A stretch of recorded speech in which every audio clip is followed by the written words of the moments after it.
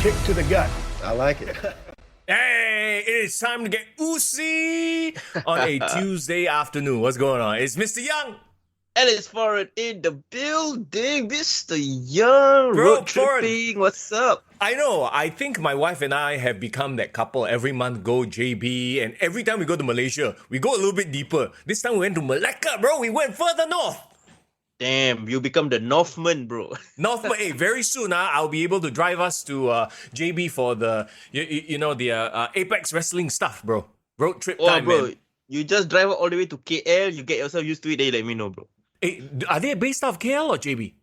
Bro, they are KL lah, bro. Oh, hey, KL is tougher, bro. KL is like, 6 hours? I don't know if I can handle that shit.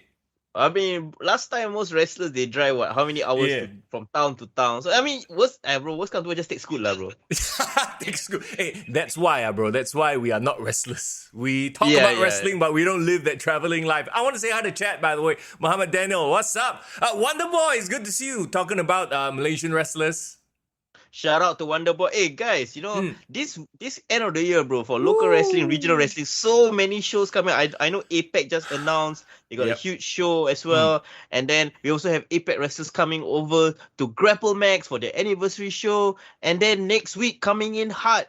SPW anniversary shows, dual shows over the weekend. Hey, crazy, bro. That's the thing with the end of the year, right? And that's also a problem. Everything happening at the same time, bro. Like, like for someone like me in the quote-unquote in the media line, right? I have to cover a lot of launches also. So it's like, wow, I have like 10,000 events I want to go to. Plus, I still need to train. Plus, I got random road trips happening. It's like, woo, boy, here we go. Okay, bro, wait. I see my tongue got some, like a cursor on my tongue. There you go. Okay. Oh, bro, God. You are the point. You see, this is the point. And when Foreign has a point, you will see the cursor. This is the point. That's why I must do my tongue action, bro, because I gotta Caesar me, daddy. So are those the two biggest catchphrases in professional wrestling right now? Sesame Daddy and Uzi? Oh yeah, clearly, man, bro. They are fighting the promotion. It's like, okay, I'm gonna what up each other. Give me a good catchphrase. I'm gonna give you an even better catchphrase. Apparently, did you read that Uzi is actually also a slang in Tongan that means something else? Yeah, I heard about it, bro. And I guess because Samoans, they know the slang, right? So that's why it's super funny to them. And we didn't realize it until only after it became popular, because Sami Zayn started cracking up the Usos and Roman Reigns, right? That it was like, actually, Uzi in Tongan means the pussy. What? Really? Yes, it means the pussy in Tongan lah, bro. That's why they laugh. Oh dear God. Okay. Yes. Jason, hello. Urfi, hello. Good to see y'all. Yeah, what's up, guys? So the funny thing is, right? My question is, does Sami Zayn know what it meant? Maybe not. I would like to think that he just said it off the cuff, because their names are the Usos, right? Uso means brother, and then you're not very brotherly, so he's like, okay lah, you're not very Usi. He might have just stumbled into the funniest thing of all. Yeah, knowing Sami Zayn, I think that might be exactly the case. He just like play for fun, and okay, they just figured it out, and there it is, right? And it cracked up the bloodline because they know what it actually means, and therefore now it is a joke upon a joke. So those are usually the best. So like, do you think that the bloodline kept it all from Sami Zayn, like for a bit? It'll be damn funny, right? Cannot be like in 2022. I'm sure the social media sites like Twitter and Instagram, they've already told him. People already at him, bro. They're like, hey, bro, you just said pussy in Tongan, bro. Yeah, probably. I hope so. I hope all these Tongan WWE fans are like, bro, you just did a curse word, and like now the whole world knows what this is. That's quite funny, bro. And people are loving it right now. So anyway, before we jump into the wrestling proper, and today we're going to talk about Full Gear, everything AEW, unfortunately. So stand by for a shit show. No, I'm kidding. Oh, no lah. Come on, guys. Look at Mr. Young setting the tone already. But to be fair, have you been excited? Other than the scissoring, and even then, the scissoring has gone through some real oh my God, okay, we'll get to it in just a bit, right? But like, have you been impressed with AEW in the last few weeks? That's the question, right? To all of us, like, has the show really suffered? Because technically we are supposed to be going towards the coronation of MJF as the world champion. Yeah. Shouldn't that be like an exciting news story? Why does it feel so like meh? Yeah, exactly, right? So, I don't know, we'll dive into it, we'll go through the matches, and I bet a lot of it has to do with poor booking! Best Booker of the Year, Tony Khan, 2022, let's go! But before we do anything, I have to point out the very obvious thing that everyone can see right now on our screens. Look at how professionally dressed Foreign is today. Collared shirt and everything. Bro, I didn't know you. I didn't think you took our podcast this seriously. We're always in t-shirts. What's going on? But bro, only finally I took our podcast seriously, bro. After all these years, right? And whoa, look at the background. Look at the books. My God. Hey, what's going on? What's going on here? Let me pull out a book. What book do I have? Wait, I see Rousey. I see Obama. This learned fella. Say learned fella. The one I'm proudest of, bro. Check this out. What's it? The WWE? Oh my God. Latest moments, bro. See, I'm a true fan. I might not collect belts, but I love collecting wrestling books and autobiography. I got JR's book as well. Yeah. I got Jim Ross. I see Dan Brown. So you do like your thrillers. I see Ronda Rousey. I see a lot of Liverpool stuff at the back as well. Right. Hey Rishi, good to see you. Good to see you also.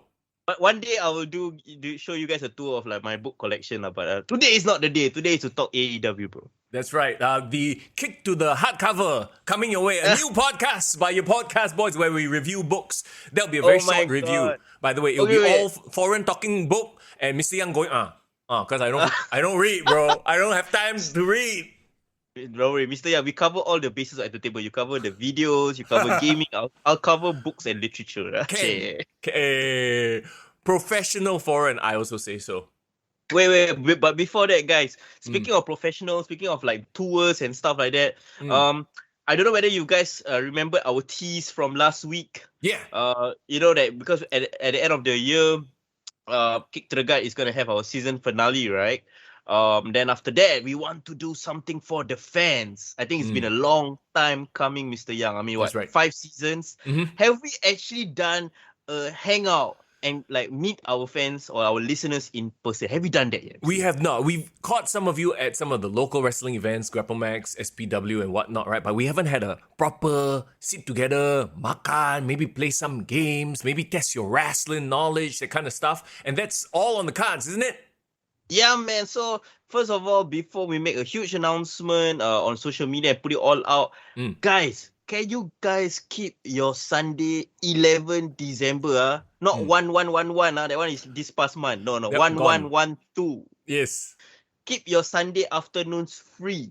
That's all we're gonna say for now, bro. That's right, because come 1112, there might be a whole lot of scissoring that day. Yes. Feel free to scissor me and Mr. Young in person when you see us. That's not very usi, bro. Yeah, that sounds very wrong, bro. But yes. So 11/12, that's the date that we've set aside. So please keep your Sunday free. We'll come hang out and do all kinds of crazy shit. Yeah, we shall announce where, when, what to bring, what to expect. What to bring? Announce what to bring. Bring scissors, bro. Bro, no. This one is not a gang war, bro. I think you all should start going through your closet and look for all your wrestling shirts.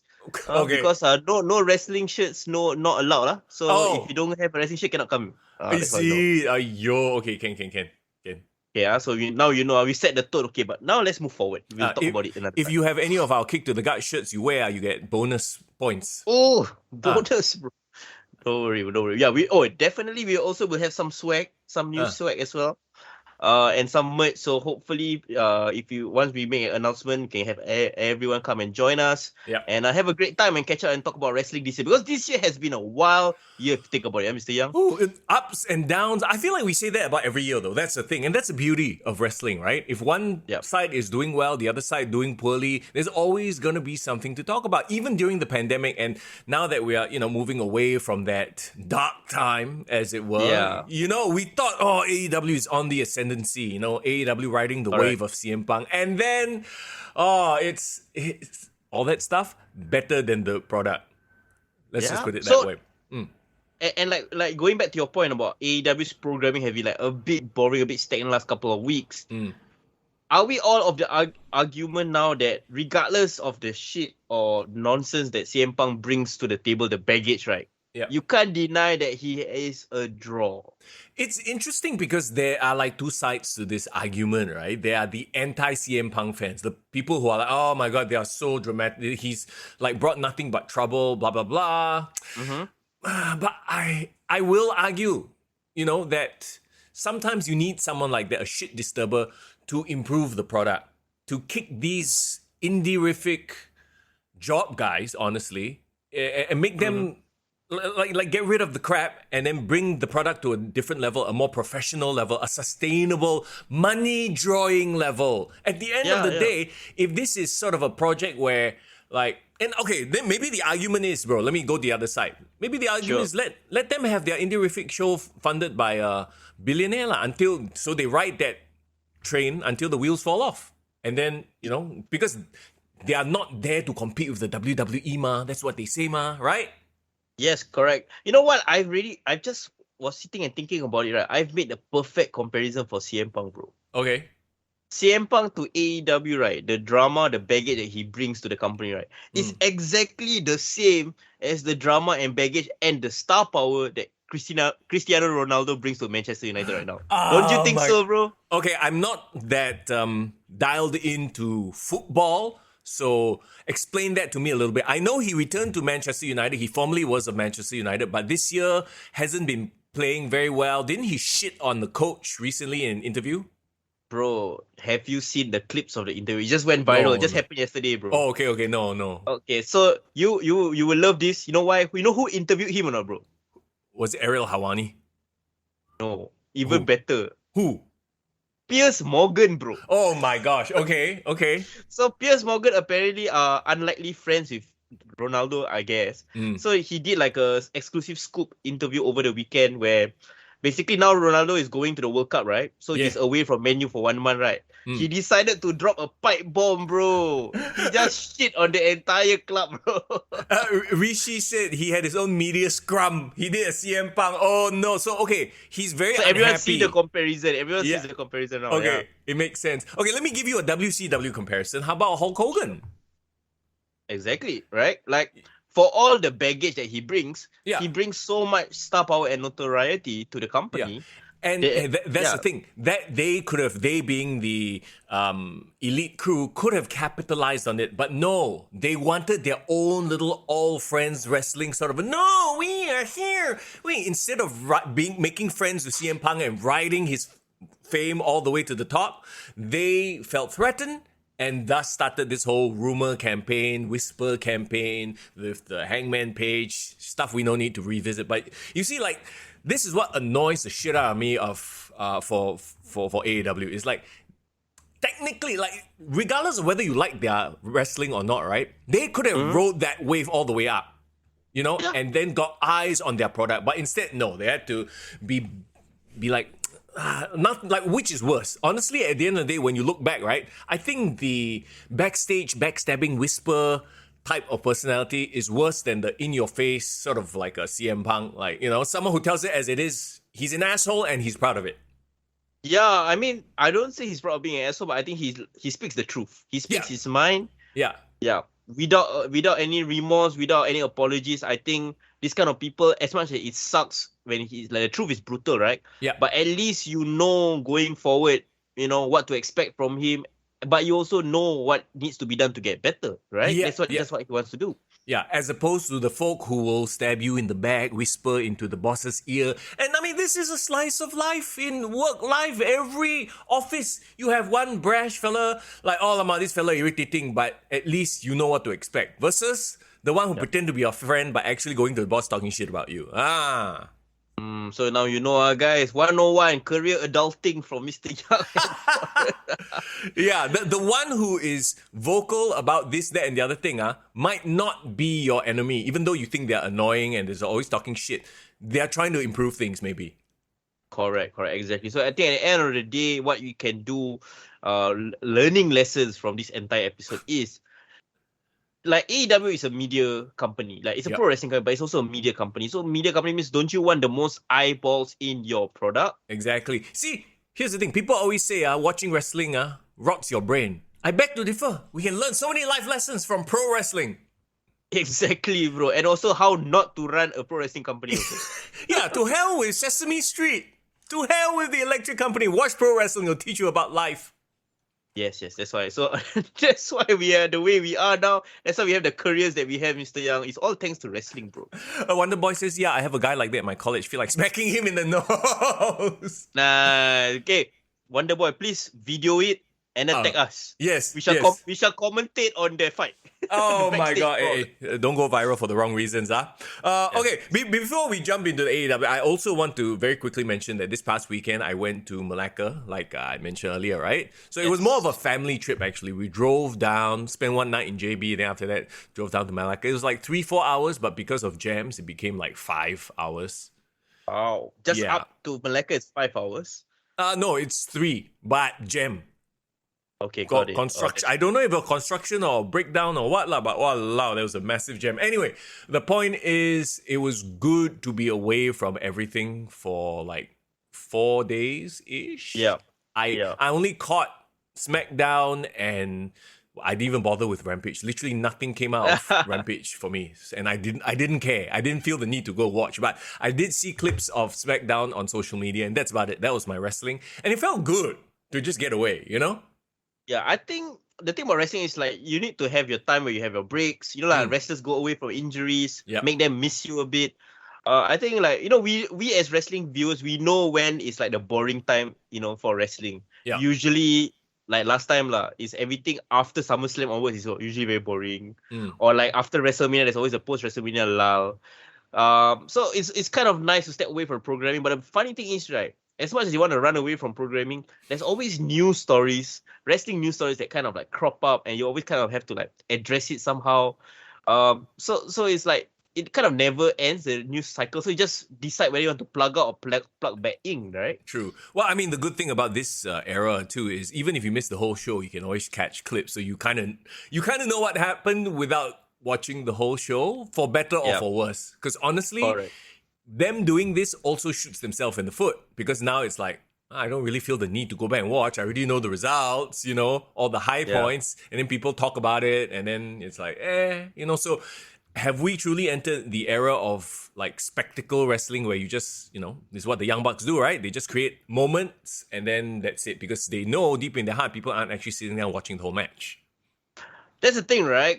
I feel like from talking to wrestling fans, there's two types of wrestling fans. Fans who like to hear people talk about wrestling. So usually you're fans of all your podcasts, you like to watch people reacting to it. So like TikTokers and all those kind of people.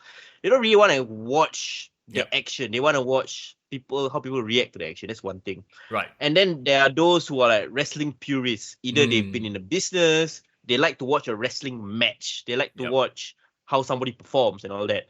And I feel there's the third one. The third is the analyzers, the analysts. People like us. Yes, I was about to say, are we the analyzers? I mean, analyzers. You can call us armchair critics. You can call us typical, you know, those only know how to complain. Smart marks, IWC, whatever it is. But I feel like these people are also great and important. And I mean, I'm not patting ourselves on the back, but if you got somebody to have people to like drive or spark the conversations, right? That's why, like, as much as we hate or like we make fun of Dave Meltzer, but I feel like his role is important. I feel like people like Ariel Helwani is important. I feel Jim Cornette is important. Even Chris Jericho on his podcast is somehow important. Well, I mean, exactly right. They are extending the product beyond just the Raw show, the SmackDown show. Maybe it's because of something they said, good or bad, that people go and watch the Raw or the premium live event or the pay-per-view, whatever the case may be. So yeah, absolutely. We talked about this before on the previous show. It is what they call the earned media. It's not paid media. They didn't advertise. This is us, just rando fans, creating content based on what they did. And the better they do their job, the better they are at it, the more we'll have to talk about, thus the more generated free media that they get. Yes, correct. So essentially, we are not sponsored by AEW or WWE or for that matter SPW or Grapple Max or ROR. Yeah. But you know, just love wrestling, and I feel like that's why the podcast, it has gone on for 4 years, 5 years. I think people just keeps engaging with us, and we are like, well, there's no reason to stop because people want to talk about wrestling together with us. So that's the community for you guys. It's everyone here listening. So shout out to all of you. Shout out to everyone that even the people on the Patreons, you can see on the list below. And that's what makes wrestling great, and the conversation is great. Talking about the community, if you haven't already joined the Discord, link is below. Please go jump into our Discord and say hi to us, and we'll continue all kinds of crazy conversations there, and you can connect with other fellow wrestling fans. Okay, let's jump into some AEW stuff then. I know that everyone's raving about Saraya's promo against Britt Baker, about whether she's ready, she's coming back, blah blah blah. I only caught the clip of it on AEW's Instagram page. They pretty much played most of the promo lah. Yep. Okay, I don't know if I'm in the minority because I see our Discord, everyone's like, oh my god, that promo is fire, I loved it, Saraya's back, Paige is back. I did not feel that promo. I was like, I've never felt any Paige's promo. That's the thing. Like, I told you this before, right? Like, I wasn't around when Paige had her moment, when she broke out. So for me, it's always been like, oh, okay, she was hot for, a good... I mean, they made a movie about her, for crying out loud. She must have been huge, right? Yeah. But I've never seen sort of why... I mean, she's hot, sure, but I've never understood what made her great. Because this promo did nothing for me.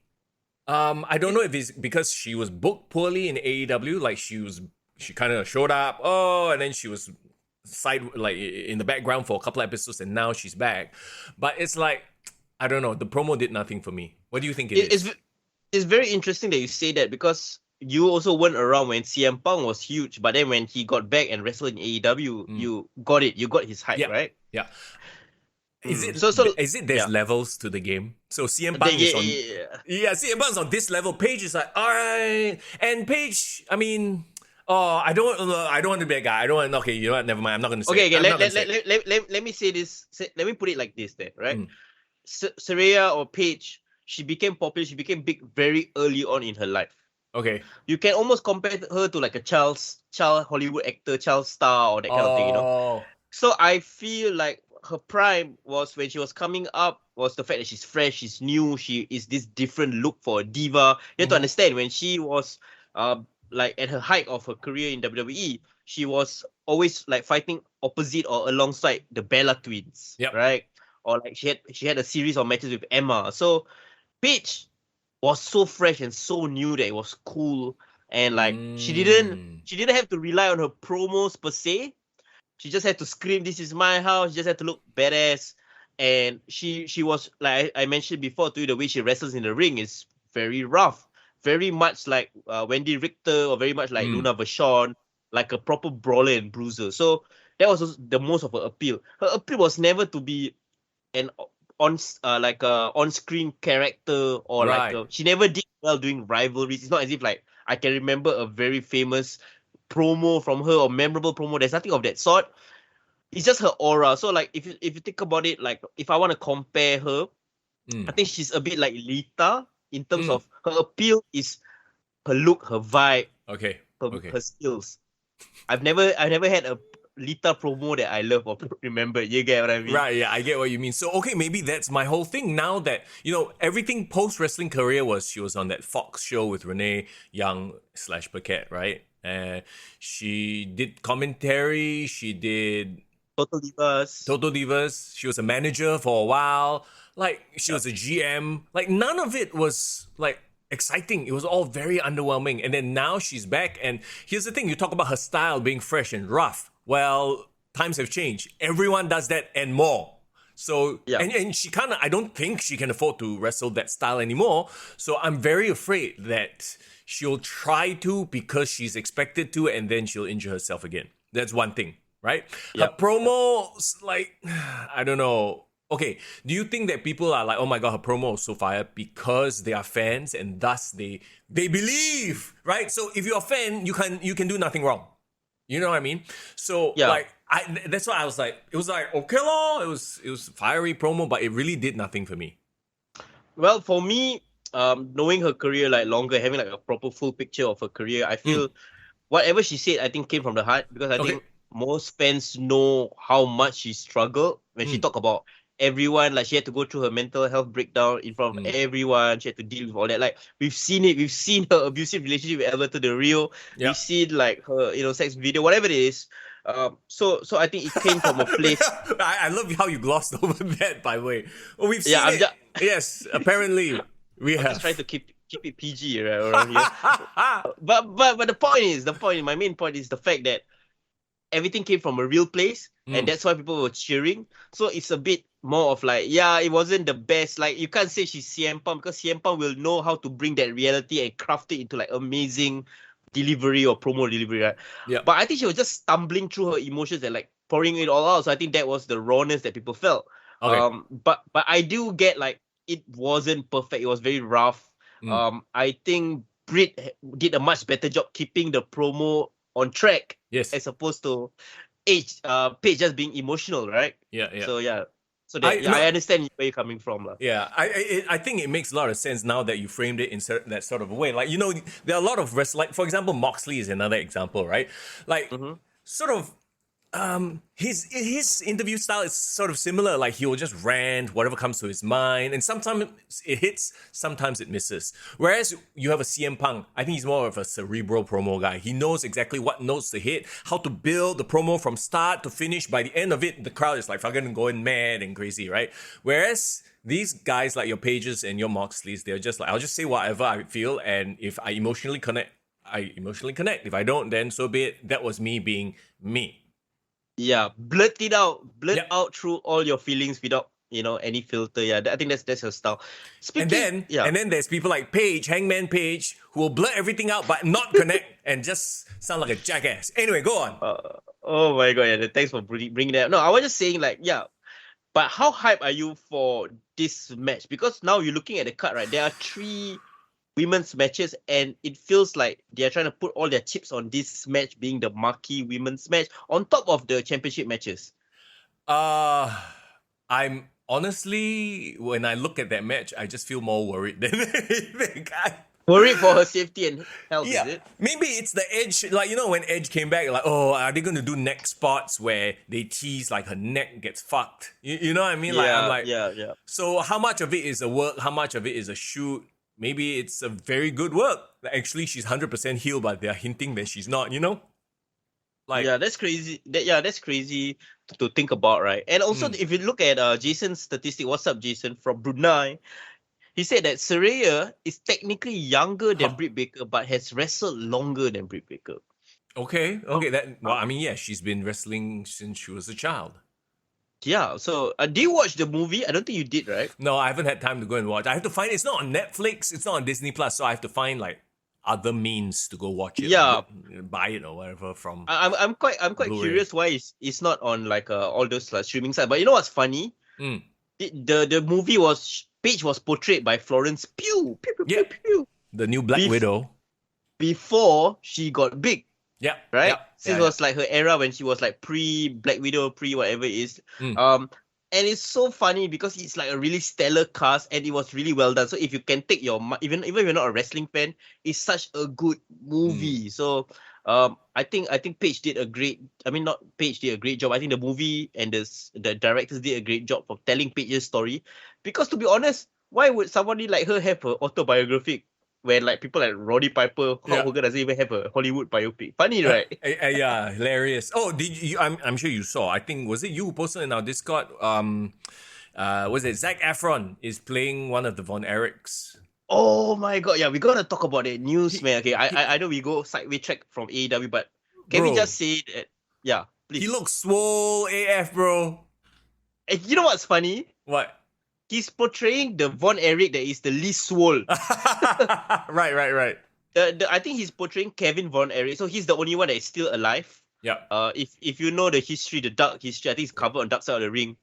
All of the Von Erich brothers either died from like all fucked up causes, either suicide or overdose, all those crazy things, right? But Von Erich was known as Leaping Von Erich, so he was the only guy in the among the brothers that wrestled without shoes. He's like Riddle a bit. Yeah. but he was known for his like athletic, high flying style. So that's why he actually is the smaller build among all the Von Erichs. So, okay, he's not the one who wrestled in the WWE as Texas Tornado, right? No, that one is Kerry. Okay. So yeah, you remember Texas Tornado was super jacked and so. So I thought like, oh, was Zac Efron portraying him? But it's not. Interesting. I can't wait to see that one actually. That one should be fun. Do you know about the news about the casting as well? Another casting from the movie? Is it what Jason just said? MJF as Lance Von Erich, the fake Von Erich. There was a fake Von Erich. Yeah, so this is fucking funny because Von Erich got a couple of brothers, right? Mm-hmm. But there was this one guy who was like a hanger on to the family, like always want to leap out with the family, always wanted to be part of the family. Yeah. But he's like a bit of the runt. So he's actually not even a Von Erich, but he calls himself, or after like a couple of them died, he wanted to like represent the Von, so he take up the name. So he's kind of like a Scrooge, which is perfect for MJF. Yeah. Oh my god. Runt of the family. Bro, this is his dipping his toes into the Hollywood scene, bro. That's it. Yeah, man. And another thing is, right, do you realize the one that is coordinating the wrestling in this show, in that still that Zac Efron was doing the wrestling, it was against Chavo Guerrero, bro. Oh, isn't Chavo Guerrero like he was the one doing consultancy work on Glow as well, or some other wrestling related show? So Chavo has found his spot. Yeah, Chavo's niche is like I'm the go-between between Hollywood and training all these actors to do all the wrestling in movies. So good. So who's how are you? Good afternoon, man. So who says Mr. Geylang also wrestles without shoes, but he dislocated his knee? Get well soon. Oh my god. Yes, please get well soon. Yeah, we saw the photo. Get well soon, Mr. Geylang, guys. Please wrestle with proper protection. You are not Riddle, bro. Yes. Anything you do with protection, especially if you're in Geylang. Yes, Mr. Geylang. I think he knows best, all about protection. I think so. All right, let's move on to the actual... Wait, before AEW, okay, anything else you want to bring about AEW? MJF, he wasn't on Dynamite, was he? I feel like he disappeared 1 week to sell the beat down. Yeah, he wasn't on Dynamite. Yeah, he got beaten down, right? And also... He appeared in a like a vignette or like pre-recorded promo from the podcast. Pardon my take. Yeah. And he delivered a great promo. I'm still not sold on him being a babyface. I really do hope it's a swerve. As I do hope. Talk about. I do hope it's a swerve. I feel it's so funny because he barely addressed the attack. Like he said, it hurts me, but he just kind of brushed it off. Yeah. All right. Let's get down to the pay-per-view to preview the damn thing then, shall we? Before we go on the pay-per-view, I need to mention one more promo from Dynamite. Okay. One more thing. Do you remember the response that Jon Moxley gave? Was it an in-ring sort of a promo deal? Yeah, with William Regal by his side, right? Yeah. Honestly, can I say, I don't know whether you remember it that well, but I actually really like that promo. I really like Moxley's response to MJF. What did he say? He talked about how like I've seen the devil. Oh yeah, you're not the devil. Right. I mean, yeah, and I like it. Yeah, I feel like he's a good response guy. You know what I mean? He's not Bray Wyatt. Bray Wyatt can literally promo against himself. He can make shit up and fight himself. Right? When Jon Moxley doesn't have somebody to go off of or tekan or to talk back to, I feel like that's when he starts rambling and talking nonsense about how he likes to grind bones and drink soup and whatever shit lah. Drink blood, sorry.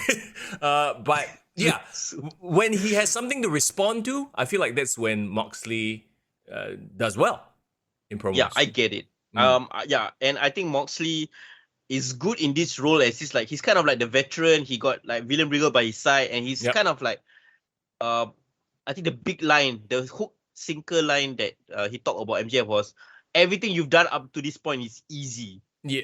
And I like it because it's kind of like giving a formidable challenge for MJF. So whatever happens, right, if MJF were to become champion, he will definitely have earned it going through it the right way against Mox. So yeah, I think great segue to our preview right now. All right, here we go then. The card for Full Gear. All right. Oh my God. So I don't know what the order is, but this is what the order is on the Wikipedia. So let's go. Luchasaurus versus Jungle Boy Jack Perry in a steel cage. This rivalry was like super over already, like 3 months ago. But I thought it was ended already, bro. Yeah. Here's the thing, booking, right? I wonder if it's because Christian got injured and therefore he was supposed to have a blow-off match. He can't have the blow-off match with Jack Perry. But yeah, this entire feud has it's killed itself basically with the multiple face heel turns to a point where at this point they're going into a steel cage. I don't care. Like who cares? Yeah. Like who do you think? Is there an argument to say, right? There is too little pay-per-views for AEW, so like they can't blow off their feuds fast enough. No, but that's fine. You can blow off your feuds on they have special dynamites all the time, right? So there are lower tier feuds they can blow off, like whatever nonsense you stick the Acclaimed in. For example, remember the what was that? The gimmick infringement, the copyright thing when the Mark Sterling, like, oh my god, thank god they buried that feud in 1 week. The only good thing about that feud was the fact that it was over in 1 week. Thank goodness. Yeah. I get it what you mean. But the Luchasaurus and this Jack Perry like rivalry has been botched, in my opinion. Like completely botched. So by the time they're gonna fight, right? Honestly, it's like, okay, fine, just wrap up this feud already. Let's move on from it, right? Here's the problem. You're not gonna get the comeuppance against Christian Cage. Yeah, even if Jack Perry beats Luchasaurus, it's like, okay, I mean, technically, Luchasaurus should be able to destroy Jack Perry. So, if you have a straight-up match, Lucha, and you know these two, they can't help themselves. They will do all sorts of fancy, all-elite style bullshit nonsense that shouldn't make any sense. And it's in a steel cage. He's going to jump off the top row, whatever, top of the cage. Christian Cage can't be involved because he's injured, right? So, I'm just not looking forward to this match at all. Yeah, for sure. But I think in terms of winners, it's gotta be Jungle Boy, right? He hasn't gotten any victory for him. So he's just kind of beaten up only, bro. So if he wins here, it ends the feud, obviously. But it doesn't make sense. Like, how do you have Jack Perry cleanly beat Luchasaurus in a cage?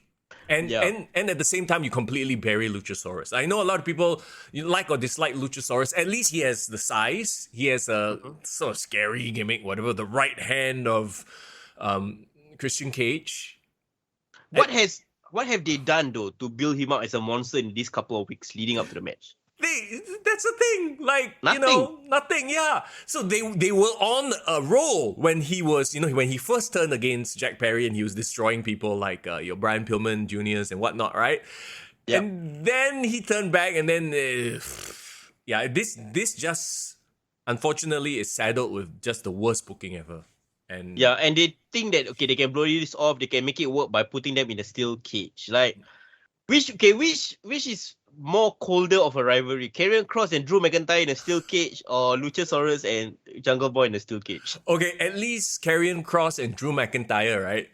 There weren't any there weren't botches within the feud itself. The botch, right? Yeah, it's not like Scarlett freaking turn face and then turn heel and then turn face and turn heel. This is what has happened here. Luchasaurus has turned for no reason. They never explained it, by the way. You're my friend. No, you're my... Like, what? What childish shit is this? Yeah, exactly, right? So, it doesn't make sense for me. And the faster they wrap it up, the better, right? I think that let's just end the rivalry right now. That's what I want. Dude, at this point, just put this on the pre-show and it's all good, bro. Let's move on. Exactly. Can we... I looked at the next match and I'm like, I guess, okay, see if you can guess who I'm talking about. He's one of those legends, right? That at this point, I mean, he's a legend, but in a way, like, he's never gonna, like, be a headlining legend. He's not gonna draw great amounts of money, but he's great as an intercontinental champion, or especially as a booker, or somebody to lead the creative, do finishes, stuff like that. He is more valuable to AEW, I think, as a backstage guy, than being on camera with Jay Lethal and Sonjay. Now, this is... What are we, in TNA? For goodness sakes, you know who I'm talking about. Yeah, who thought in 2022 that Jeff Jarrett is still wrestling a match and is involved in rivalries on TV? Look, come on. He looks great.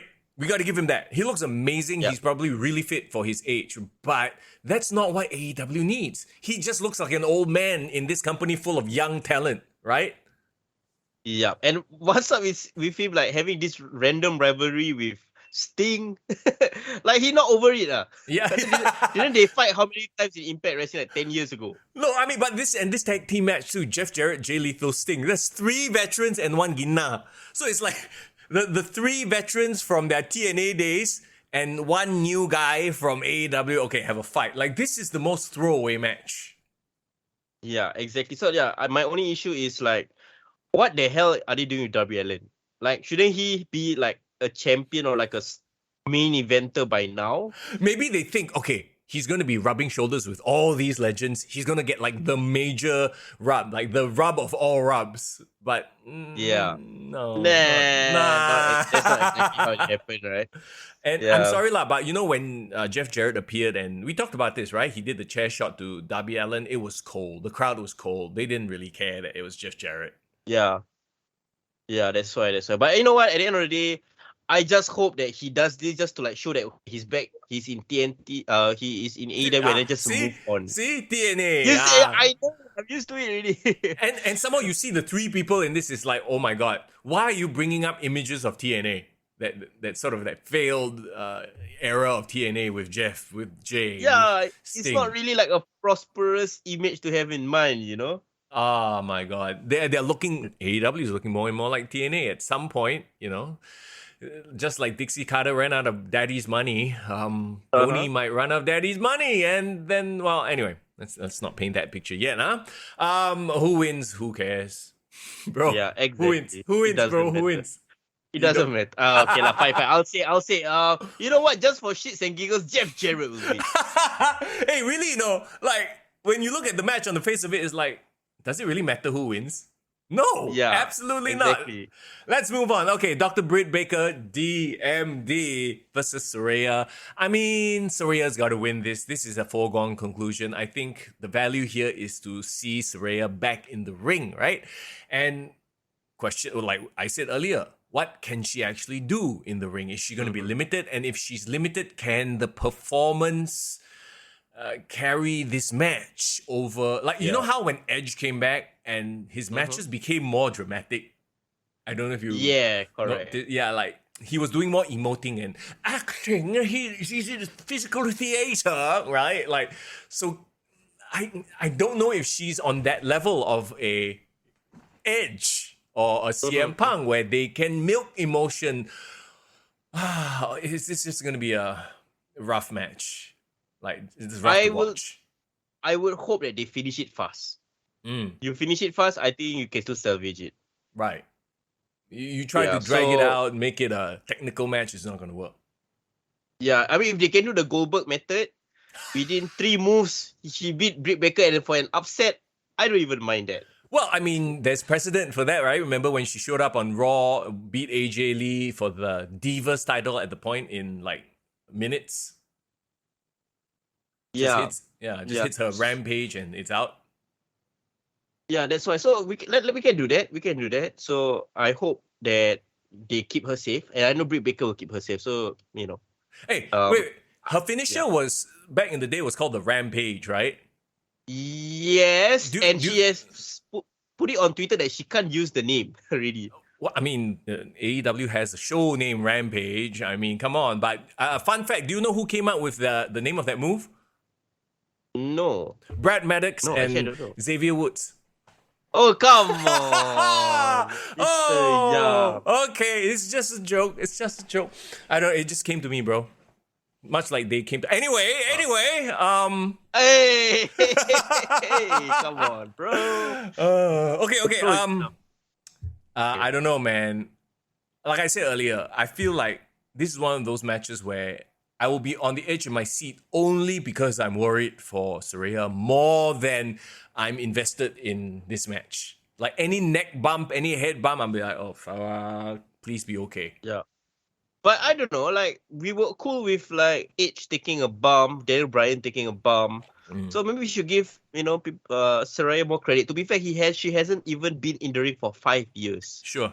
That's enough time to kind of, like, get things settled down. And I hope she's been training. Yeah, watch, the whole match, she take nothing but front face bumps and no back bumps. Scully. Oh, suplex, no front suplex. Everything front drop. Everything and sit on the bum. I don't know, maybe. Oh, that still jars the spine though. You see on the bum, right? It was anyway. I wish. Okay. Watch her do a Hulk Hogan and not take a bump at all. Yeah lah, come in here and have her just win in 1 minute. Yeah. Anyway, We shall see. Speaking of women's matches, another one, AEW TBS Championship, Jade Cargill versus Nyla Rose. I don't care. So most of this rivalry was on Rampage. So if you have missed a majority of it, I don't blame you, bro. Yeah. Here's the thing. I don't hate this rivalry, but I just, in terms of, Nyla Rose to me is a botched opportunity. Nyla Rose had the opportunity to be like a Nia Jax, to be a dominant female heel, right? Because she got the size and she got the vibe and everything. Oh, I'm a monster, and she just destroys people. But then she goes and has back and forth matches with Riho, and her booking has been non-existent since her initial feuds. And then now here she is hanging out with Vicky Guerrero, kind of doing comedy sketch type deals. Ha! I stole your bell. Ha! It's like, can you imagine? Really? Yeah. Yeah. Awesome Kong, or what was her name? Jazz, not Jazz. The other one. She's in Glow. What's her name? Oh, Karma, Karma. Awesome Kong. Awesome Kong. Okay, right, yeah. Karma. It's the same person. Yeah, it's the same. Back in the day, can you imagine them doing comedy gimmicks? Yeah. I don't know, man. It doesn't make sense. I think if they pushed her as a monster all the way through and was a consistent threat to the title throughout the past 3 years, I would take this more seriously. But right now, we know that she's just there to lose to Jade. And because they love Jade, the Jade experiment, she's going to, be dominant all the way through, even though she's beaten a bunch of nobodies. To be fair, I think Nyla should present her the biggest challenge, just purely based on size. She can definitely match Jade for strength, so she can overpower her like she did most of the women so far. So, the problem here is this is going to be an ugly match. Nyla is not known for her great technical skill, and certainly neither is Jade. So this is going to be an ugly match. I hope they wrap this up in 5 minutes. When you said that Nyla was a botch opportunity, I thought what you meant was she was a botch machine. Because that would have been easily interchangeable also. Bro. Yeah, that too. So this is not Bret Hart versus Mr. Perfect, okay? Let's be clear. Yeah. Jason says Jade Cargill needs the streak because she has zero character. Really? I think that she has a lot of character. It's bland because she does the same thing every week. Oh, yeah. You know what? I want to see Jade Cargill do? I don't think she's done it recently. I need her to be in an in-ring segment going one-on-one promo-wise with a girl, because I feel she's done it with Athena, which was okay. I think. But can you imagine her with Paige or I don't know, somebody can call her out on her bullshit? I think it'll be interesting. I think they scared she started dropping bad words. So because she's been known to cut that shit or cut the shit. She's that bitch. So I'm I don't know. And it's weird. Don't you feel like there's sort of two different women's divisions and they very rarely cross-pollinate? I don't know if it's because they legitimately have heat or they just want to keep her strong by having her dominate a lesser division at this point. What if it's her end goal, right, is for her to be so dominant that she challenges the women's title to unify everything? I hope so. I don't know, man. I hope so, because they have too many women's titles right now. Yeah, maybe. So maybe that's the end goal. Maybe AEW's end goal is to build up Jade Cargill to the point that she's so good, she's so polished in the ring. Yeah. After how long ever it takes for her to be a champion, then finally go after a world champion. It's very funny, right? She's literally one of the greener talent there. She's got a little bit of improvement, but not a lot. And it's going to take a while. So what? We're going to see another year of Jade Cargill being the TBS champion, only to finally have her, it's going to be dull. Let's just put her as a Roman Reigns of a division, I guess. Oh my God. Hey, at least, that's very high praise, bro. Roman Reigns can sell his ass off. He can work. He made Logan Paul look good. For all of Logan Paul's athleticism and what he did, it's still Roman Reigns. It takes two to dance. Yeah, man. And I think one thing that Jade Cargill needs to learn from Roman Reigns is that I think Roman Reigns, despite being a champion for so long, knew when to switch it up, knew when to add things to her character. Yeah. She should be doing something with her baddie section right now. Have some decision. Where is her Sami Zayn in the baddie section? Who are her baddies even? That's the other thing. Like, there's no real concrete sort of faction there. Like, one leaves, one goes, whoever's injured gets replaced, to a point where I don't know who is who. So everybody, her baddies are very interchangeable at this point. Yeah, you know? I think Red Velvet was the big one, but then she got injured and then she hasn't been seen. And then Kiera Hogan is just floundering right now. Yes. The problem is her as a character, right? And this goes to the booking more than anything. She's not surrounded with recognizable stooges, as it were. So, everything about her presentation right now is very stale because she's the same old character. Like, We've talked about 3 matches so far, and these 3 matches are coming in cold as 4, bro. 4. This is the 4th match we've talked about. Unless you completely forgot about Jeff Jarrett, Jay Lethal, Sting, and Darby Allin, because nobody cares. Yeah, nobody cares. Wait, what's the other one? Luchasaurus and that Jungle one, Boy. And then Jungle Boy. The other one was the third one. Britt Baker Saraya, bro. You see? Wow, that's tough though. That's tough. Okay, then let's move on. Let's move on. Okay, Ken. Toni Storm versus Jamie Hayter for the interim AEW Women's Championship. Okay, to be honest, I will give credit to Tony Khan. I think she's trying to highlight the women more in this pay-per-view. Mm-hmm. But the only problem is, like, this is not the 3 hottest feuds ever, you know? No. Yeah, so it is what it is. Toni Storm and... Yeah, sorry? Do you think that Tony Khan is finally going to pull the trigger on Jamie Hayter? That's the question. Because Toni Storm has been doing great work. She looks incredible as a champion. But honestly, is she featured in any sort of proper program? Not really. She's sort of like... She's the side. Like, the side dish in the main program. The main program is Britt Baker Saraya, right? Yeah, and also, I think the thing about Jamie Hayter is that she has gotten over organically with the fans. Even with all the crap that's been in the women's division, right? She's always, even when she was taking losses or she was like the side chick of Britt, the fans still like really supporting her. So I feel like the fans are gonna be rooting for her to win, and maybe this is the time to pull the. Okay, but I got another. There might be another complication, bro. Yeah. If we pull the trigger on Jamie Hayter, right? Does that mean all along Toni Storm will just be known as an interim champion? So that means she's never been acknowledged as a champion. Isn't that not fair?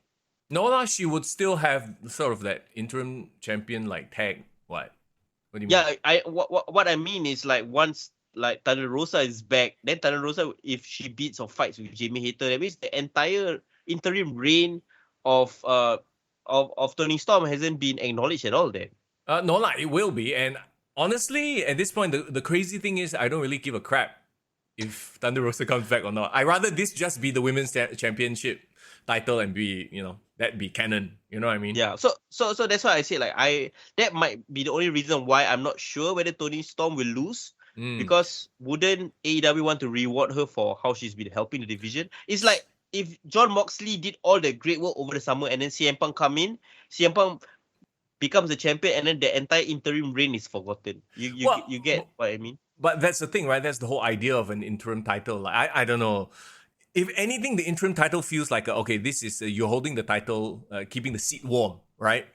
So, yeah, I get what you mean. Like, okay, so you want to have Thunder Rosa versus Toni Storm. But let's face it, honestly, if they were to give Thunder Rosa that return match, wouldn't it be better if it's Jamie Hayter versus Thunder Rosa anyway?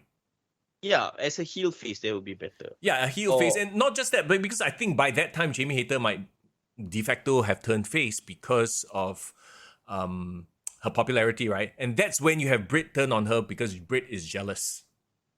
Yeah, and Thunder Rosa coming back will come back as a heel because everyone seems to hate on her backstage.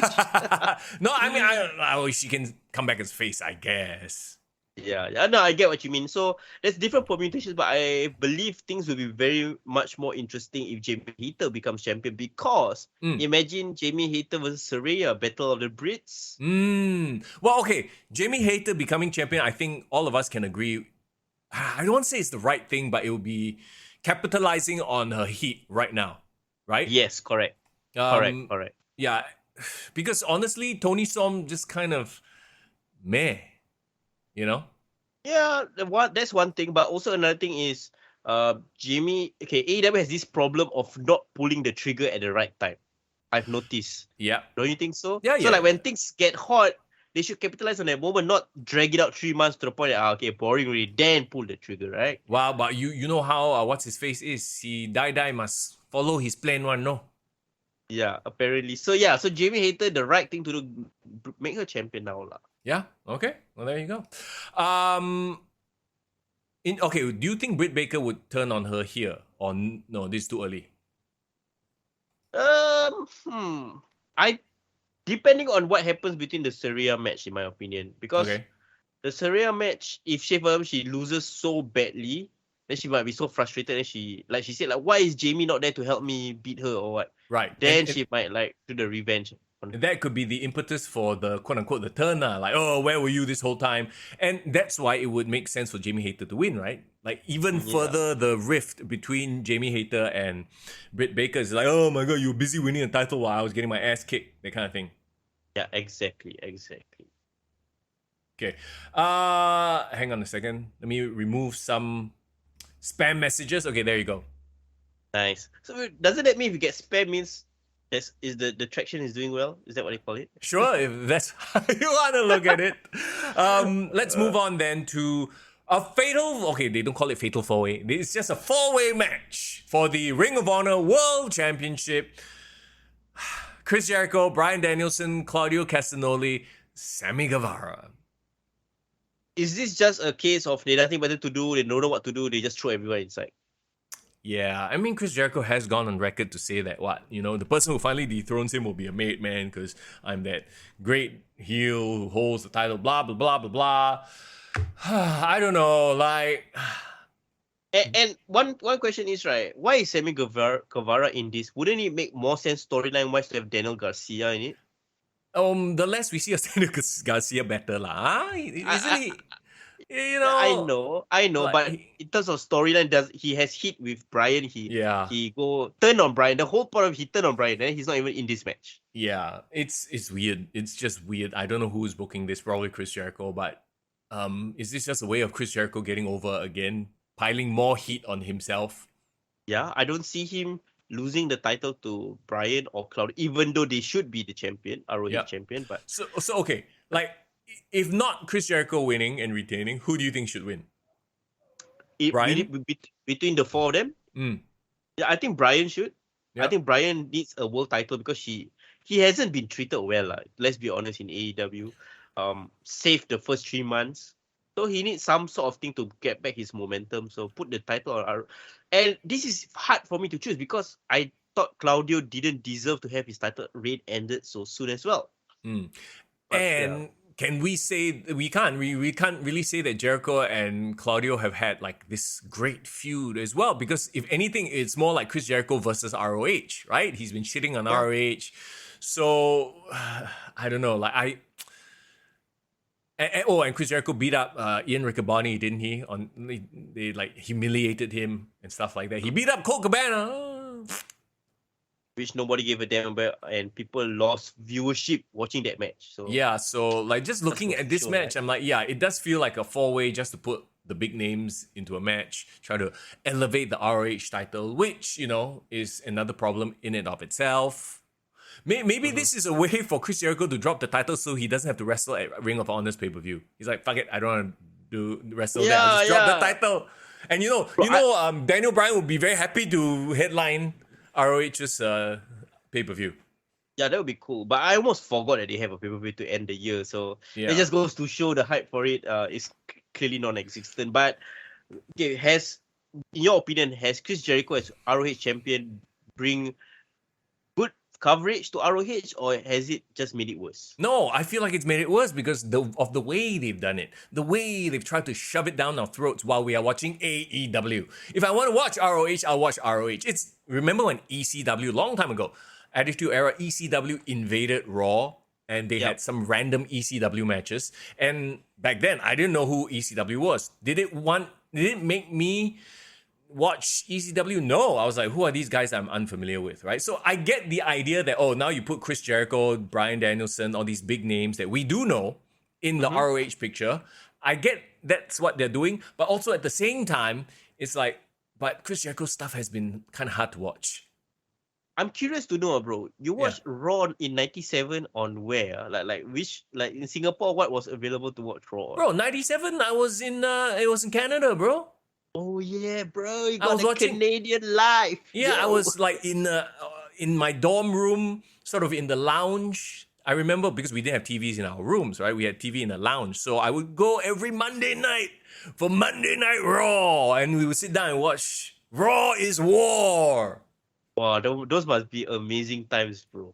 Yeah. No, I mean, those were the best ways to watch wrestling when you had a group of people who would watch together, right? Yeah. And like, it's like, not just fans, like casual people walking down the lounge and they just pop in and like check out as well, right? Yeah, and this was during the heyday, right? You know, your 97, 98s, you got your Austins and Undertakers and the Attitude Era popping up, The Rock. Shit, did you watch like Survivor Series Montreal all when you were in Canada when it happened? Yes, were you in Canada when that shit happened? Yes. The Montreal Screwjob, I was with a bunch of friends, Canadians, who are like,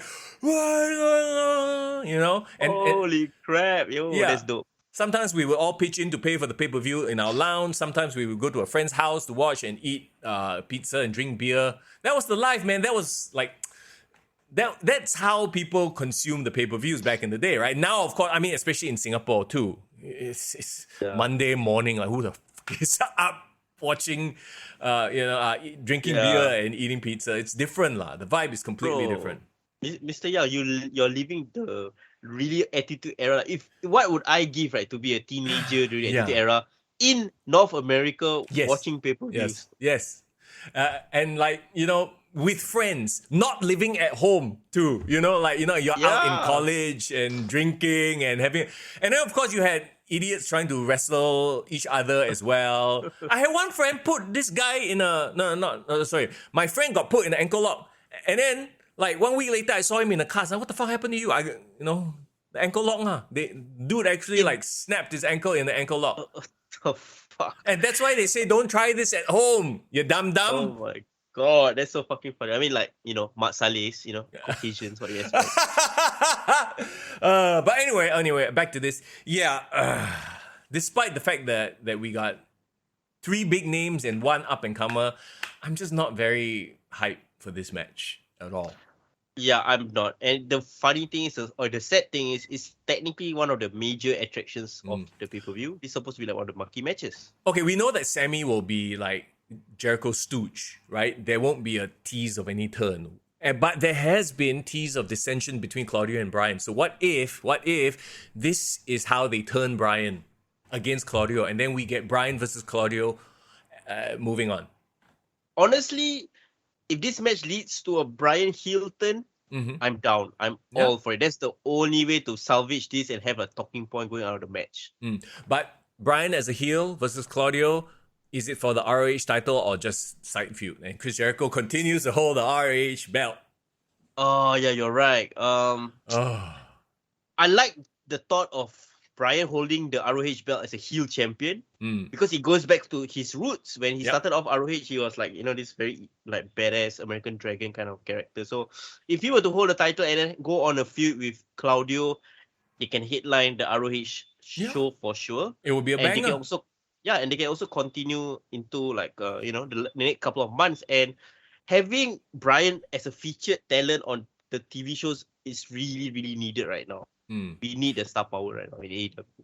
But we know exactly what's going to happen. I'm going to call it right now. Chris Jericho will retain. He'll continue his reign of terror, reign of Jericho, and Bryan and Claudio will go on and have their great feud. I'm sure they'll have awesome matches and stuff like that. Because, that's what they do. But Chris will be the champion and he will carry on throwing out open challenges, making fun of ROH until somebody takes the title off him. Who do you think will be the one taking the title off of him? Like, early predictions. I don't care. Wheeler, Utah. No, I don't. So Who's has a very personal question directed to you. I don't know whether you want to answer it. How old is Mr. Young? When the Montreal Screwjob happened, I was still in primary school. I'm 43, bro. Yeah, I was in my teens, late teens, 20s almost when when the Attitude Era happened. So that, like, to me, growing up was the golden era, the Hogan, Macho Man. That was my primary school. Let's do some math. So in 97, you would have been 17? 18? My birth year is 1979, unless you do the math. Okay, 79, 89, 18. You were 18. 18. Just turned 18. Legal to drink. Bro, your early 20s was Attitude Era, like the height, like 18 to 21. Oh, amazing, man. Yeah, those were my days, man. Yeah, that's great. That's great. Amazing. Don't make me nostalgic. Okay, come. Back to this. Okay, let's show. move on. Let's move on. Yes. Speaking of a shit show, by the way, it's not in the card, but did you see what's his Samoa Joe turn on Wardlow? That happened on Rampage, so I didn't see it live. I saw it results wise. Well, is that gonna be on the pay-per-view? No, is there a match? No. Yeah. Exactly. But they have dropped the ball so hard as it relates to Wardlow. You know, I mean, guy. There's this week they can add the match, but it's already 9 matches long. You know, AEW keeps doing this. Who would have 5-hour thought pay-per-views. Wardlow being TNT champion is actually a detriment to his career? Who would have thought? Like, he had the perfect setup. They threw the perfect pass to him. And then so far, they've just been botching it left, right, and center with Wardlow. You know what's the problem? What? The problem is, like, too many titles, whether it's ROH or all these other Mid-Atlantic or whatever shit, right? It's taking attention away from the TNT Championship being a major title. Yeah. And okay, no, but beyond that even, like, what have they done with Wardlow? Absolutely nothing. Comedy matches, nonsense matches, putting him in an inexplicable tag team and then breaking up the tag team within just a few weeks. It's not like these two have had an amazing run and, they've bonded, they're real friends, they're bros, nothing like that. No, they got together for no reason, now they've broken up for no reason. Yeah, exactly. So it kind of destroys all the momentum that Wardlow built up from MJF. Yeah. And you had a star. Like, the problem is, right, I don't know whether that rivalry happened too early. Because when Batista had that rivalry with Triple H, the moment he turned on Triple H, he straightaway went for the world title. Yep. So would you argue that he should have gotten a world title run right after that? Maybe not world title, maybe a brush at the world title and then, like slowly build him up again. But certainly not what they've done recently. Have him up there feuding with like a second tier, like, someone who's just about to break through, to the main event. Like I was about to say Chris Jericho. Bro, if you think about it, right, if CM Punk didn't get injured after Double or Nothing and he was the champion holding the title going into the summer, right, don't you think CM Punk would have done a rivalry with Wardlow? Yeah, and would have put him over gangbusters. Yeah, Jason says best booker of the year has a problem booking champs, but only good at booking the chase. Bro, I disagree. I think that he has no business doing booking whatsoever. He can't book shit. The only feuds that have worked are veterans who can book themselves. Yeah, so I don't exactly, know right? why anybody thinks that he's like, look at the youngsters who've had to go with what Tony Khan says. They've all been flops. The only great feuds are people who kind of have a mind for the business. MJF, CM Punk. Chris Jericho books himself, so that one you cannot blame Tony Khan. But everybody else has been shit. The other success story, The Acclaim. Kind of, you can see like Billy Gunn is sort of there helping them out. And I'll argue that you look at the booking right now, they are successful despite the booking. Got it. Yeah, the booking hasn't been that great. No, they've only succeeded because of their raw talent and charisma. The booking has been horrendous. You give this sort of booking to any other team, they would have flopped by now already. We'll get to that in just a bit, I guess. Actually, you know what? Let's talk about that match. The Acclaim with Billy Gunn, who is now their legal guardian or their foster parent or some shit, versus Swerve in Our Glory. Swerve. Nice. Remember when Swerve abducted Billy Gunn and like chopped off, like used pliers on his fingers, and then the next week Billy Gunn comes out like, he's selling it, wearing the cast, but like nothing wrong like that, still doing the fun. Like what? Yeah, exactly. What right? the fuck is that? The man tried to break your fingers with pliers and you haven't called the cops? Bro, if you're blind, like, technically, if you What? cut off your hand, like, isn't that like fucking like murder? Or is it like charge? It's definitely something you call the police for. But oh no, in pro wrestling we settle things in the ring. Like, what the fuck is this nonsense? He literally abducted your dad, right? And you know, he took, okay, fine, he didn't like chop off his fingers. He implied that he broke his fingers, right, with pliers. That's aggravated assault. How the fuck is Swerve and it's on camera? Bro, So the next week, right? You know what happened?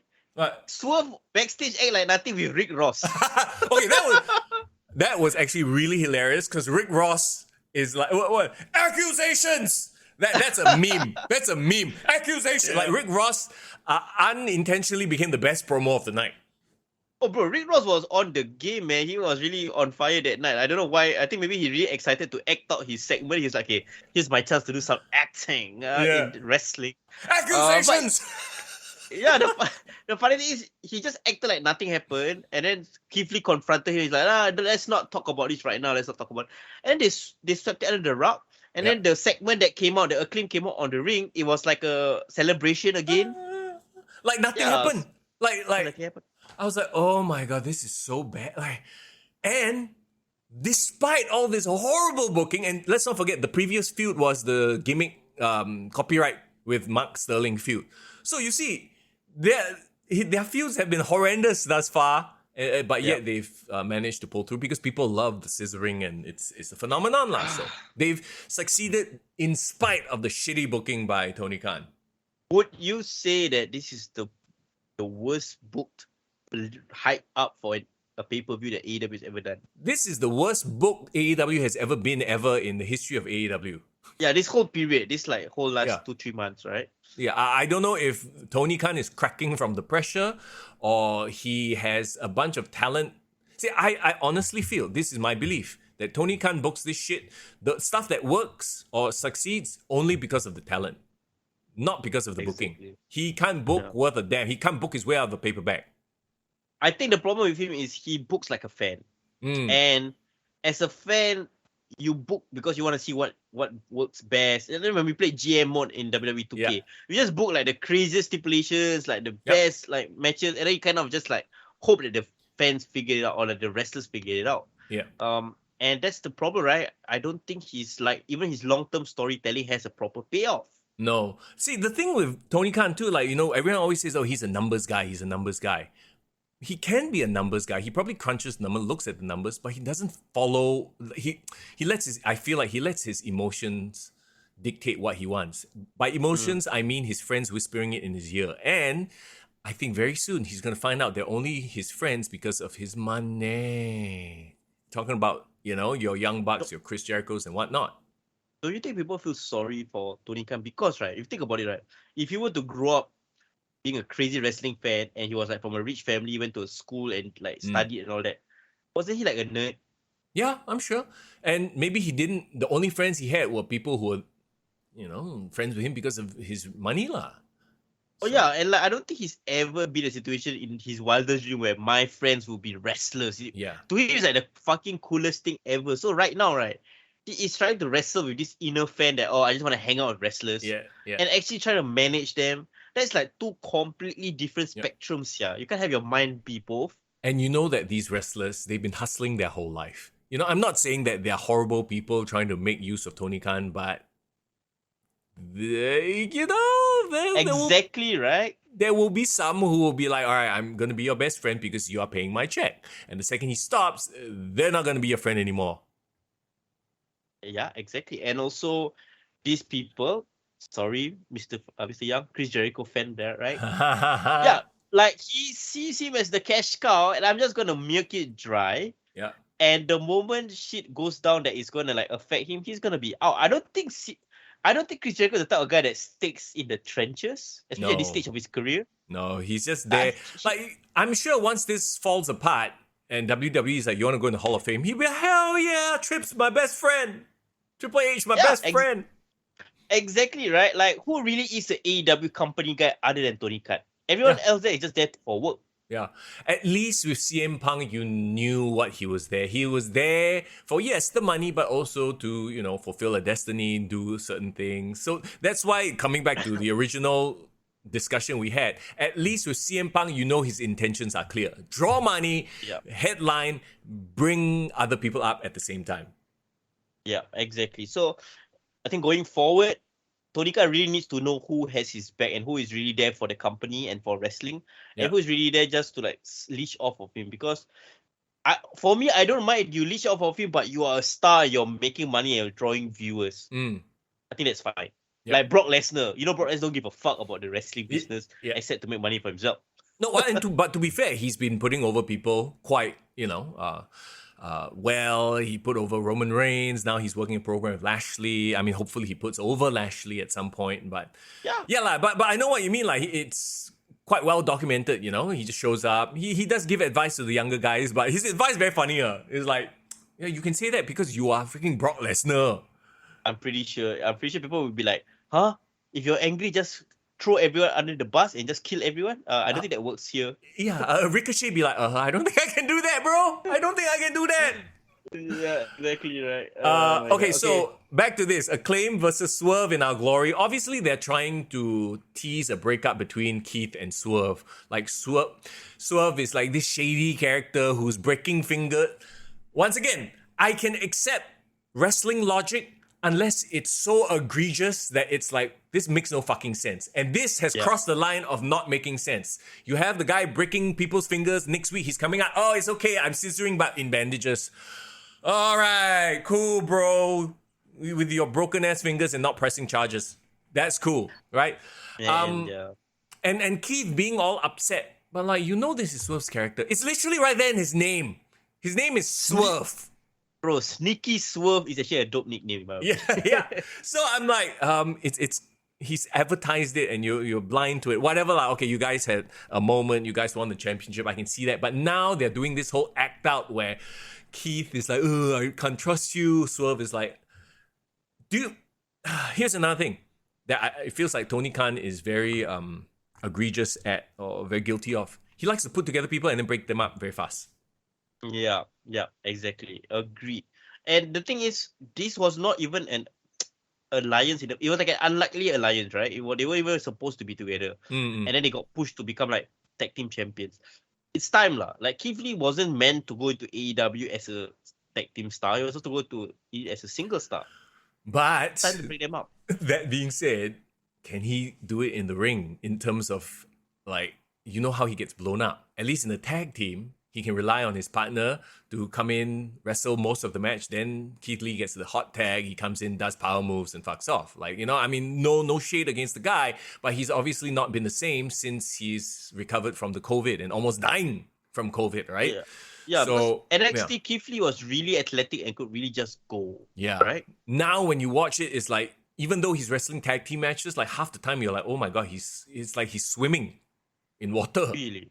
Yeah. It's hard to watch him wrestle. So I'm like, I don't know if breaking them up is going to work here. But then, obviously the Acclaim win here. Yeah, the Acclaim will win for sure. And I hope the end goal is to have FTR and the Acclaim get together. Didn't they already have that sort of moment where we got nixed or something like that? Now that the Young Bucks are back, and that's another thing we have to address, right? The Elite are back. Somehow I don't think that's going to happen. Just call me a conspiracy theorist here, but now that the Elite are back, I don't think FTR are going to. In fact, it's more likely that the Gun Club, they will get next. And it makes sense, right? The Acclaim versus the Gun Club. We got Billy Gunn in the mix as well. Billy Gunn sort of in a cage match, maybe. I don't know if whatever it is, the Acclaim will win, and I just hope the Acclaim can hold the title long enough to establish some sort of run as opposed to just drop the titles within 1-2 weeks. So I hope that doesn't happen. Yeah. Same. This, if anything, serves more as the breakup of Swerve in Our Glory than anything, and then we'll be treated to Keith Lee versus Swerve Strickland and, blah. Yeah, for sure. Yeah, it is what it is. Okay. You want to talk about this potential Elite return at Full Gear? Well, I mean, they've been showing all the vignettes of them disappearing Thanos style, right? Like the snap and everything. And honestly, you know how I feel about the Elite. I honestly don't give a crap if they come back or not. If they were to come back, will things get better? No? Will things get worse? We've already seen things get worse. And here's the thing. Hasn't it been rumored that they've been back for the past few weeks? And is it a coincidence? Coincidence, yeah. That the past few weeks booking and shows have been just blah? You think they have something to do with it? I mean, Kenny Omega is still in charge of the women's division. Young Bucks, run the tag. And what have the trios title been doing, by the way? Who are even the trios champs right now? Death Triangle. It's still that, and they're doing some random bullshit where Park is like, use this hammer, and then Phoenix is like, no, I don't want to use hammer, use this hammer. Like, what the fuck is this? Oh my god. The way you acted out like a Mexican telenovela. Use this hammer, brother. I don't know the accent of. No, don't even try. Never mind. It's okay. you use this hammer, you will win. Ha ha ha. Chang chang chang. And then Felix like, no, I am Let's champion. What? Bro, who are you basing this accent off of? Bro? Anyhow. It's whatever it is. It's stupid. This gosh. And isn't this sort of the same gimmick that Swerve and Keith are doing? Like tag teams that are breaking up because one is more shady than the others. The others are more honorable. Like, oh my god. Can you not recycle stories while they are happening? Yeah, exactly. Well, I don't really care about the Elite because I think people know where my loyalties lie. I'm not saying that, I will just do or follow whatever CM Punk does, but I know this is a fact. CM Punk is a bigger star than the Elite all combined. Yep. And he brings ratings, especially in on Dynamite, and call it. If all of this was the same thing, but it was to promote CM Punk's return, I tell you, it would be like the biggest segment on Full Gear. Imagine if all the vignettes was of CM Punk being snapped out. I think people will be like, oh shit, CM Punk is coming back. Like the hype will be there. But because it's the Elite, you'll be like, oh yeah, of course they will come back. Whatever, move on. Maybe the Elite fans, because they have so many fans, they are the ones getting excited. What if this could be the biggest swerve, right? Everyone expects the Young Bucks and the Elite to come back, but it's CM Punk that comes back. And and the implication is he is the Thanos that's been snapping them away. Bro. That I tell you, that will spark the wrestling world like on fire, and it will be like the biggest talking point out of it. But they won't be able to. No, that's not gonna happen. They're gonna come back. The crowd will pop, and then they'll go back to doing their bullshit, doing trampoline matches every week, the same thing, and then they'll get boring real quick.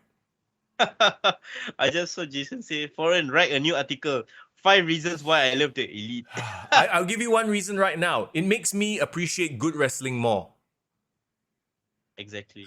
Okay, let me give you an example. This past weekend, I had good food every single day. Every meal, just a lot of food, right? Everything I can throw at my stomach. And cheap as well. And cheap, good, cheap food. By Sunday, I was like, I just want very plain, boring. I was like, ugh! I was too much. It was too much. So, that goes back into the whole issue with, and I'm not saying that the Elite are compared to good food. I'm just saying that too much of the same thing over and over again, you get sick of it real quick. They've ruined their own market. We talked about this ad nauseum. You can't do what they do everything. You have to learn to generate emotion, like Bray Wyatt, like a CM Punk, MJF. Don't you think why the Elite did so well in New Japan? Because New Japan just don't have weekly shows. Yeah, they just show up once in a while, they make an impact, they do crazy shit, and then fuck off for a few months. Then they just replay the highlights over and over again. Yeah, exactly. And I feel like Kenny Omega, for him to do all those crazy 7-star matches, 5-star matches, he needed the time away and he needed the hype to build up. Then he can do those matches. He can't keep doing it every week. Yeah. So they haven't learned the art of doing television, essentially. No. They've definitely solidified the art of doing indie shows. Giving people sort of, cool Instagram moments, cool short clip moments. Right? And then after that, there's nothing compelling about them. What was the guy's Suerto Mero guy? Penta. Penta and Park are perfect examples. They wrestle almost every other week, but every single one of the matches are the same. They are spectacular, no doubt. But week on week, every time it's their match, I'm like, okay, I know exactly what's gonna happen already. Yeah. That's why there are certain combos that should never happen. You should never put the Lucha Bros with Luchasaurus and Jungle Boy because they'll go and do the same damn things. Versus the Young Bucks, they'll do the same damn things every single match. Yeah, Park also. Unfortunately, I think Park performed better, had better, more memorable matches in WWE, NXT. Oh, I'm pretty sure. As Neville, is it? As Neville, yeah. Okay. I said, so the Elite coming back is whatever lah. Let's move forward. Yes, let us move forward. There's one more match before the main event I forgot to bring up. It's a triple threat, all right? It's the AEW World Championship Eliminator Tournament Finals. Oh my god, another tournament. Here we go. Ethan Page or Bandito. Who the is Bandito? Okay, Bandito is a ROH mask guy. He's good, so that's all I know. But why is he here? He beat Rush in a match nobody gave a fuck about. Is Bandito technically already signed to AEW? I believe he is, so he's part of the AEW now. It's another, really, Tony Khan is so guilty of just signing everybody and not making use of the people he has and promoting them. You sign them, that's great, but make them matter. Right now, Rush, who I've said is very talented, is useless. He's just a side guy, wrestles random matches, right? So you have Ethan Page versus Bandito Pocket in the semifinals. I think it happens this week on Dynamite, actually. So we'll find. It's probably going to be Ethan Page, lah. I hope so. If they want to push the firm, it should be Ethan Page. The firm. Ethan Page versus Bandito versus Brian Cage or Lance Archer or Ricky Starks. So okay, Lance Archer, Ricky Starks. Wait, has that one happened already? Didn't Lance Archer attack Ricky Starks? Then he kena injured or something. Yeah. Who injured? Ricky. Yeah. As in he attacked him backstage. Yeah. Who gives a shit about Lance Archer? Yeah. So it's either I think it's probably Lance Archer moving forward, but Lance Archer is gonna fight Brian Cage. You mean? Who wants to see Lance Archer versus Brian Cage? Can we just wrap it up and just say Ethan Page is winning at Full Gear and let's just move on and talk about the main event? I want to talk about this because this is such an indictment of the terrible booking of Tony Khan. You look at this entire tournament, right? You have Eddie Kingston, you had Ethan Page, you had Rush, you had Ricky Starks. You have so many guys with so much potential and they just they've been reduced to these characters nobody cares about.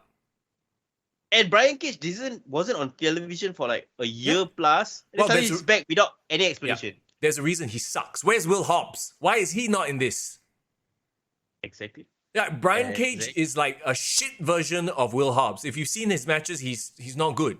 There's a reason why they kicked him out of Team Test. He's trash, right? So you got Brian Cage versus... Okay, I don't know if... I haven't followed this, but if Ricky Starks can somehow pull it off against Lance Archer, it would be great because we all love Ricky Starks. Lance Archer, unfortunately, he has a look. He can go. He does more garbage wrestling than anything, but he's never around. So whenever he is around, it's more like, oh, he's there to lose lah.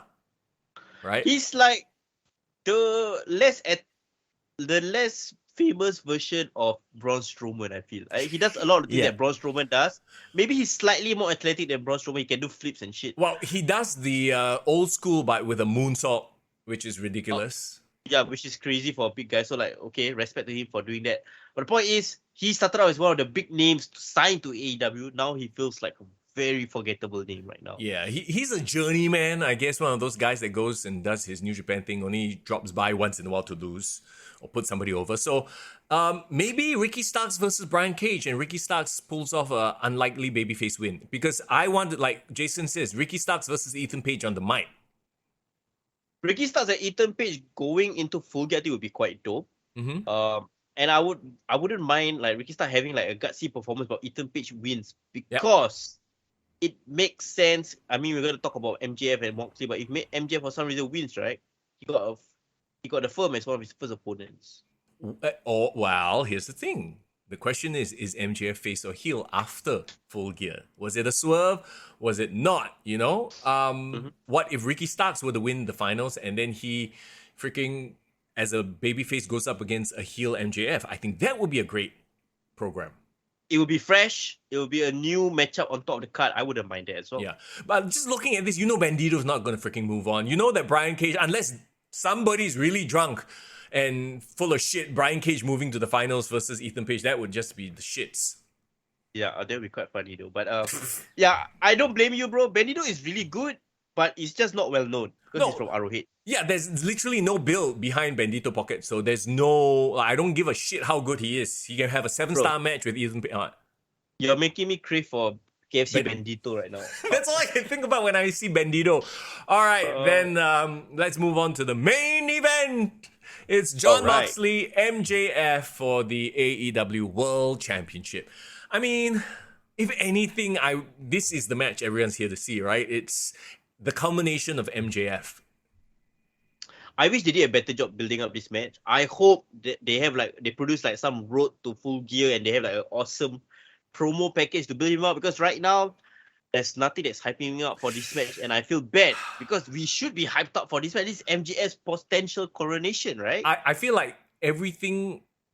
Okay, like Jon Moxley has been cutting good promos in the ring, don't get me wrong, but like MJF doing the press tour, podcasts, interviews, those are great. He can sell his ass off. He can sell a fight.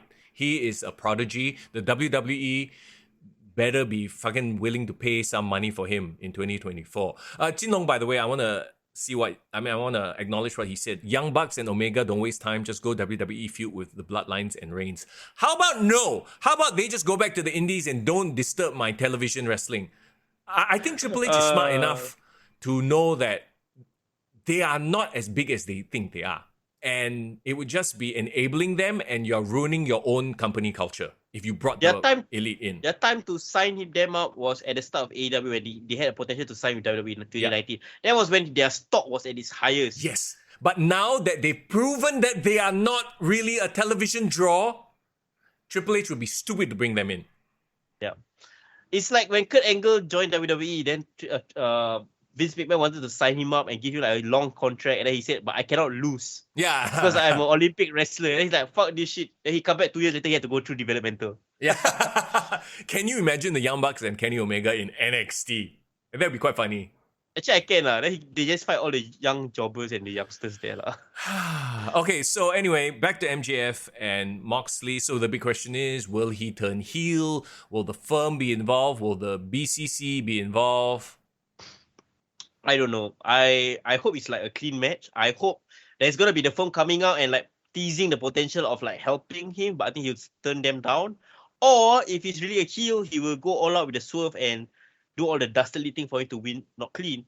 Or there's also that William Regal situation right there. There's this whole dynamic where he might turn on Moxley and then he aligns with William Regal. William Regal is his new mentor. Wingman. Yeah, mentor. Okay, so imagine actually that would be like, imagine if it's like a double turn, as in MJF turns face and then turns heel, but not in that he was really,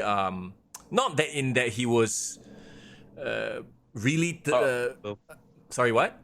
Like part of the firm? No, like the part where the firm turned on him was real, quote unquote, was real. He didn't fake that. But him turning and joining Regal is also real. You know what I mean? So it's like a double turn. So he turns face but immediately turns heel. Not through his own design, but through the design of the circumstance. I think that's pretty dope. You know what? That would be quite a complex bit of storytelling that I don't think AEW is capable of. But if they can pull it off, hey, it's a great talking point going out of Full Gear, in my opinion. Because to be honest, now that they've introduced the firm, right? The firm also like not here, not there. They've literally, within a week or two of establishing a dominant faction, they've lost their leader. It's like the Judgment Day losing Edge. Yeah, exactly, right. Well, I don't know. Like right now, I don't feel anything for this match, and I want to feel something. So I hope they give us something this week's Dynamite. I hope they have like an awesome like face to face or whatever it is. Moxley dropping the title, I think, is long overdue because his vacation is long overdue. The poor guy wanted to have a vacation, but nope, he has to hold the title up. So MJF wins without the help of the firm, but aligns himself with Regal, who turns heel, and they brutalize Jon Moxley so that Jon Moxley has an excuse to disappear for a couple of months. Yeah? Yep. I think that's great. Attack the top guy for BCC.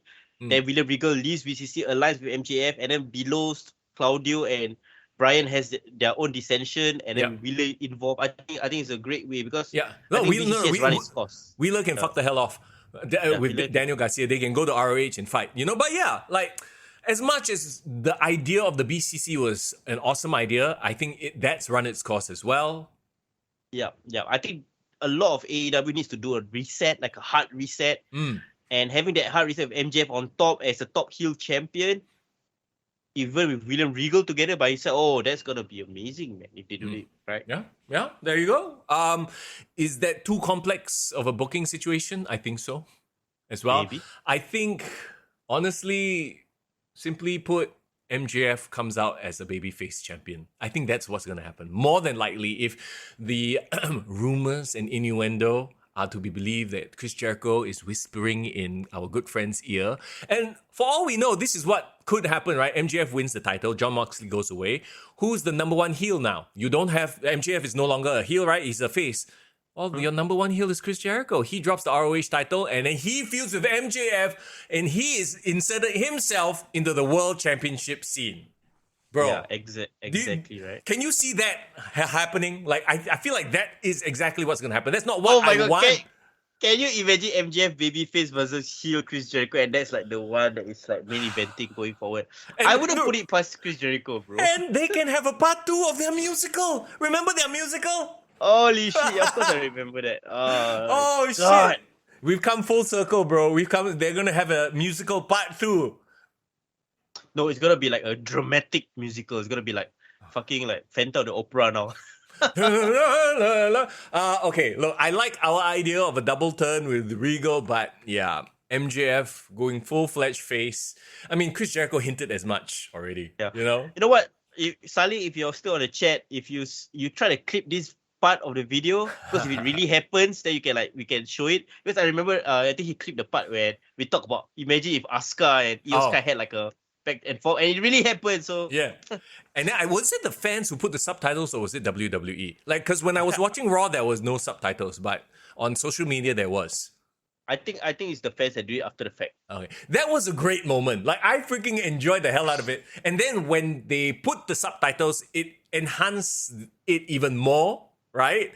To a point where I was like, oh shit. But that being said, I know if Vince were in charge, he would do it every week. And it would get old real fast. I hope Triple H is smart, and I think he is, to be like, okay, that was a cool moment. Let's not do it again for a couple of weeks. You know? Not do it too much, yeah. But I think overall, my hype level for Full Gear is a bit meh. Honestly, I've bought all the AEW pay-per-views thus far, right? But I'm thinking of not actually buying this on Fight and like watching it after the fact, in my opinion. So that's where I am at. That's where I'm at right now. And that's sad because you see all the talents here, right? And you're like, they're definitely gonna put out banger matches.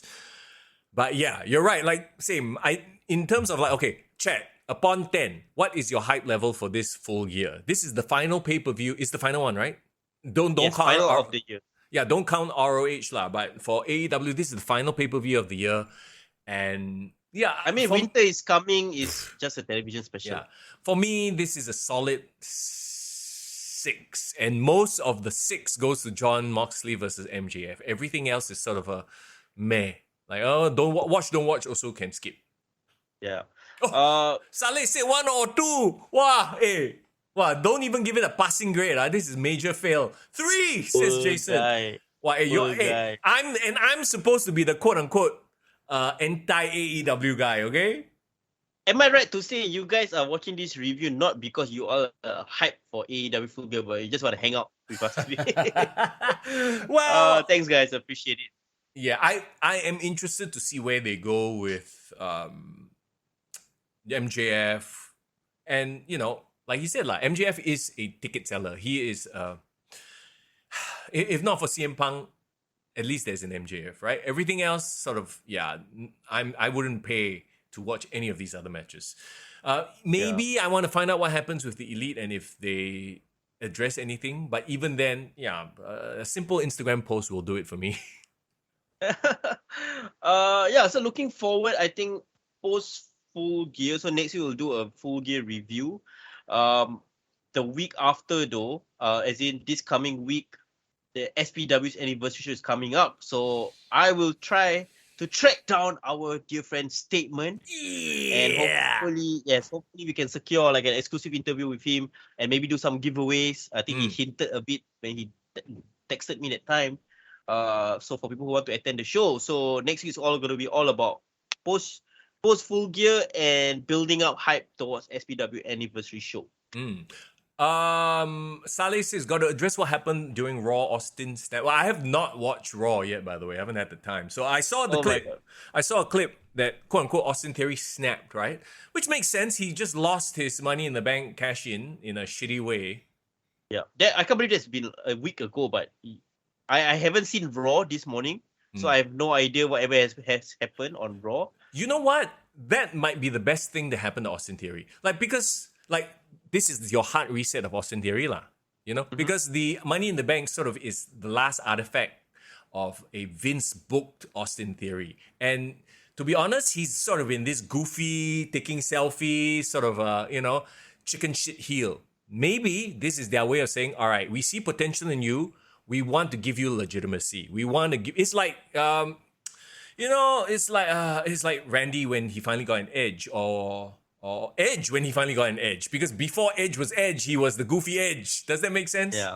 Got it. Yeah, makes perfect sense. And he can't do that whole selfish stick anymore because Logan Paul, the biggest social media star in the entire world right now, is in WWE. So he can get rid of that gimmick for sure. Yeah, and then just have him snap. Well, I mean, hopefully they give him something more than just snap. Everybody has snapped before, right? So yeah.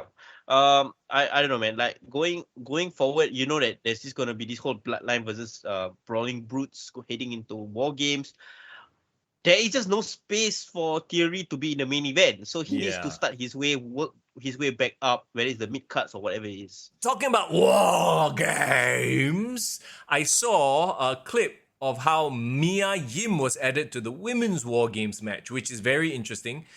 Because that means Rhea Ripley will be added to the Bayley's team, right? Which means Sasha Banks and Naomi are not going to be filling out the other two spots. Ooh. Which is a bit weird, don't you think? Or is Mia Yim sort of a red herring? Like this week they fill in Mia Yim, but next week they beat her up and take her out of the match. Or maybe Sasha and Naomi that don't care about being involved in the match. Maybe they just appear as like post-match, like a surprise. And confront Bayley and then just end it right there. Maybe that could be a way, but I was a bit like, I think fans were expecting Sasha Banks and Naomi. One small thing is Survivor Series is taking place in Boston, if I'm not wrong. Okay. And is that Sasha Banks' hometown? Yes. Maybe she fills out the last spot. I don't know. Maybe, or maybe, like I said, they could do a thing where Alexa Bliss and Alexa Bliss and somebody else, Asuka, get injured before the match. They need last-minute replacements. Then, it's boss time! Michael Cole loses his shit. Yeah, I don't mind that. Well, heading into Survivor Series, I think we need a couple more Raws and SmackDowns to kind of know what's the bigger picture for that. Yep. It's gonna be a very, very packed and exciting November-December period, bruh. I think so, both with local wrestling and with the WWE, and hopefully with MJF and the AEW, and he freaking breaks up. I hope this is his moment, man. I really hope that Full Gear, for all its shitty matches, if MJF can just salvage this whole thing by having a breakout match, this would be, MJF needs to be the top star going to 2023 in AEW. I think that is confirmed. Needs to happen. Yes, exactly. AJ versus Finn again. Who cares? Let's save our WWE talk for next week. One other thing I wanted to mention is so I guess officially the Usos are the longest reigning tag team champions in history. They broke the record. The New Day had a banger match with them, but Usos is clearly the team on top right now. Yeah. Unfortunately to me, the New Day are very stale at this point. They are beyond stale, I hope they turn heel again. Yeah. Maybe If they they can want turn a- heel on Big E. A returning Big E. Imagine That'll that. be damn Instant, funny, but instant heat. Instant heat. yeah. And it's actually, I wouldn't say easy to book, but you could have Big E return when he does make his big triumphant return, right? And then they get jealous because he gets all the adulation. Yeah, and they've been nothing's in his absence. Yeah, exactly. So Makes there you sense, go. makes sense. But that is for a future thing. Do I see any tag team on the horizon to challenge the Usos? Not really. I mean, a lot has been talked about Sami Zayn. And imagine Sami Zayn is... I know they are prepping... what's his face? Solo? No. They're prepping... Cody Rhodes. Kevin Owens? Cody Rhodes, yeah. To take the title off of Roman Reigns. But just imagine Zaynomania, just like Kofi Mania. It's one of those things that organically happens, bro. Imagine if Sami Zayn wins the Royal Rumble. Sami Zayn gets a shot at Roman Reigns instead of Cody. Bro. Honestly, I think I can see Sami Zayn and Roman Reigns like headlining a WrestleMania or like a SummerSlam for the title. I think it would be quite amazing, like because of the fan support people have for Sami right now. I think it would make a lot of sense. Yeah, and it would be huge. And I don't know, somehow Kevin Owens. I think more than likely it will be Sami Zayn and Kevin Owens versus the Usos, and they will be the ones taking the tag team titles off the Usos at that point. Yeah. If they want to keep Sami in the mid-card level, I guess, like the secondary storyline, maybe that's the way. But what I'm he saying... has the potential, bro. Yeah. Like a Kofi Mania moment, Zaynomania moment, the Usi moment. Like, good God, man. But it takes away from the potential Cody. Or if you have it occur before WrestleMania, you could still have Rock versus Reigns, and Sami takes the title off of Roman. Well, I don't know. There's a lot of permutations, but yeah, I'm leaning more towards like Sami having his Mick Foley moment. Maybe the New Year's Day episode of Raw, he wins the title. Why not? My God. Yeah. Oh my God. Can you imagine? Yeah, that would be funny. But again, we shall see. Yeah, that's a podcast for another day. Okay, it's 2:00. It's time for us to wrap things up. Time for you to go back to work. I mean, you don't have to go back to work. You can go back to like surfing the web or playing your games or whatever the case may be. Whatever your Tuesday holds, we say thank you so much for spending some time with us. We absolutely appreciate it. If you haven't already, do us a favor, hit the like on the video. And if you missed out on any of it, you can always catch it on demand on YouTube or listen to it on Spotify and anywhere else you get your podcasts. Yeah, man. And if you want to support us, please consider joining our Discord channel as well. That we can talk wrestling like throughout the week. It's always hot over there with the rest of the listeners. Or if you want to pledge your support for us, please support us on Patreon, because our Patreon members will get something really exclusive, which is related to our 11.12 event next month. 11.12 event. I like it. Okay. Lots of scissoring action. Hopefully that's what you get this week. Stay Uzi. Yes, man. For sure. And we'll see you again next week. All right. It's Mr. Young. And it's for in the building. Take care. Kick to the gut. I like it.